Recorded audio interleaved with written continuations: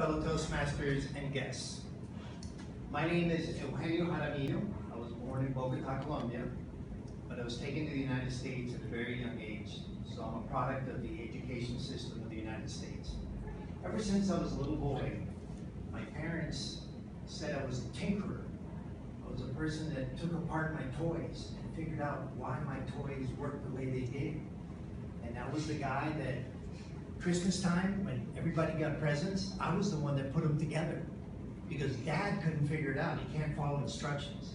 A little girl can build 200-piece Lego sets because she follows the instructions. So when I was in 7th grade, they gave me a test that was called Focus. And that test tested what are the things that I liked? What are the people that I admired? What were the jobs that I thought that I might want to do when I grow up? And the results of the test came back, and it said I was going to be an engineer. And my parents always told me, you're going to be an engineer. You're the engineer. El ingeniero, they would call me. I went on and took math classes. 7th grade, they promoted me to a 9th grade class, and I was very good at mathematics. I said, I'm going to follow this path. Mathematics, and I got an A, excuse me, an A in every math class that I ever took, all the way to trigonometry in 12th grade. Then it came time to go to college. And I chose Miami-Dade College, but sometimes in the United States we call it 13th and 14th grade. 12, 13, 14. I was there, played on the soccer team, had some friends, but I was still a very young man, very confused. I didn't know what I really wanted. What did I want to do with my life? And there was a career placement office, and I went to see a counselor. And the counselor said, we're going to give you a bunch of tests and see what you're good at. And I'm like, great, this is going to be so good. They're going to tell me exactly what to do. So they gave me a battery of tests, very similar to the Focus exam that I had taken in 7th grade. But this time they had some manual dexterity tests where I had to take my hand and put it behind me, and take a peg and put it inside these holes, take a peg, put it in the hole, take a peg, put it in the hole, and they were timing me. And then I had to take a screw with a washer and put it in another hole. And I kept doing a bunch of those, and they timed it. What are they preparing me for? An assembly line worker at an auto factory? About a week later, I go to get the results. I go, Madam Counselor, can you please tell me the results? What am I good at? And she goes, Eugene, you're a diamond in the rough.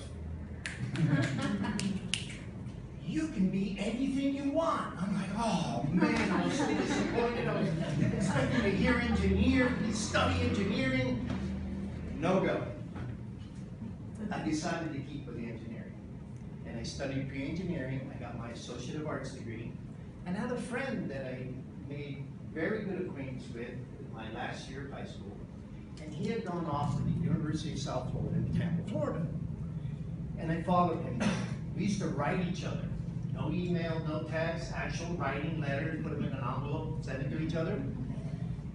And he convinced me to go to the University of South Florida. And I applied to the engineering school. And I was accepted. So now I'm in engineering. Whoa, I finally am in my path, I'm going for it. Junior year comes along, and I did very well. And they said, well, now you've taken your core classes that every engineer takes, but you must decide what kind of an engineer. Like, wait a minute, there's kinds of engineers? I didn't know that. Yes, electrical, mechanical, structural, civil, chemical engineering, industrial engineering. Oh, I'm so confused, I don't know what to do. Well, I got an A in electrical engineering, let me study that. So I took that and kept going with the electrical engineering. Now it comes senior year. It comes time to go interview the people, the companies that come and recruit.